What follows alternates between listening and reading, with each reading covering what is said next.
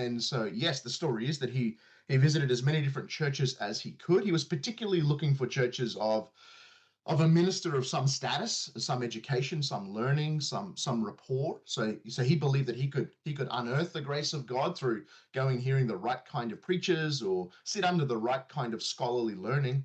And of course, he goes months. In fact, when he paints this picture in his autobiography, he's not shy to detail his psychological experience as really quite dire.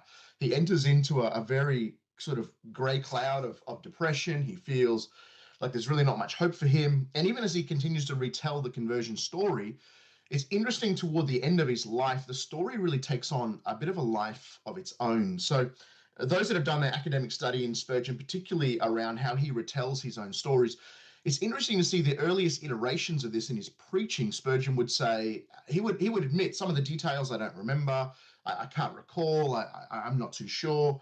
Curiously, as life goes on, he starts to get some crystallization of some of those details. So the story seems to broaden as Spurgeon tells it year after year. But yes, as you've as you've kind of kicked us off here, Spurgeon woke up one Sunday morning intending on going to a church of great renown. This is how he tells the story. And because of a bleak snowstorm, he's sort of turned off the main road and he goes down this alley. If you to really buy into the vivid imagery, it's a dark alley, dimly lit, quite dangerous maybe. At the very, almost think Tolkien scene at the very bottom of this alley, there's this tiny little primitive. Those that have gone there and seen it know that some of this, of course, has to be embellished. But Spurgeon finds himself there in a small primitive Methodist chapel. He says that they sang and they preached as only primitive Methodists could. He said they bawled. That was his word. They bawled, which means they hollering and shouting and really exuberant in their worship. Allegedly, the snowstorm that prevented him perhaps going to the place of worship he had designed also prevented the regular minister of this Methodist chapel turning up to deliver the Sunday exposition. And so again, as the story has been retold, there was a layman in the congregation.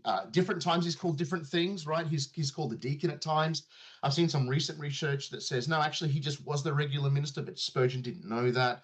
I'm not sure. I haven't done a deep dive. I'm not sure how compelling these counter and alternate reports are. But this gentleman got up and at least gave Spurgeon the very clear impression that he was not a regular. He was not someone that was adept at the art of preaching. So he chose his text, "Look unto me, all the ends of the earth, and be ye saved." And Spurgeon says he kind of rolled out about 10 minutes or so on that text. And then he directly addressed Spurgeon. Spurgeon was obviously the visitor. We're led to believe again, there may have only been a dozen or so people there in the chapel that morning.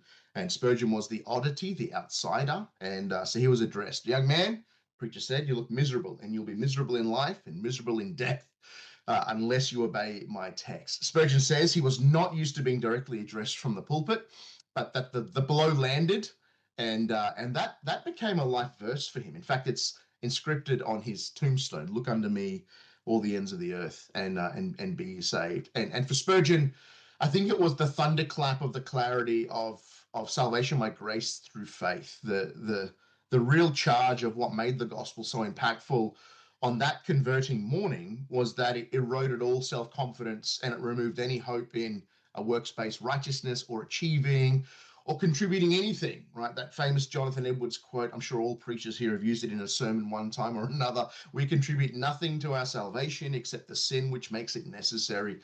I think for Spurgeon, that's what became more clear than anything else. And so, yeah, he loved his conversion story. He reached for it often throughout the decades of subsequent ministry. And it is one of those real spectacular stories of God converting a young man who would go on to do really amazing things for Christ in the kingdom.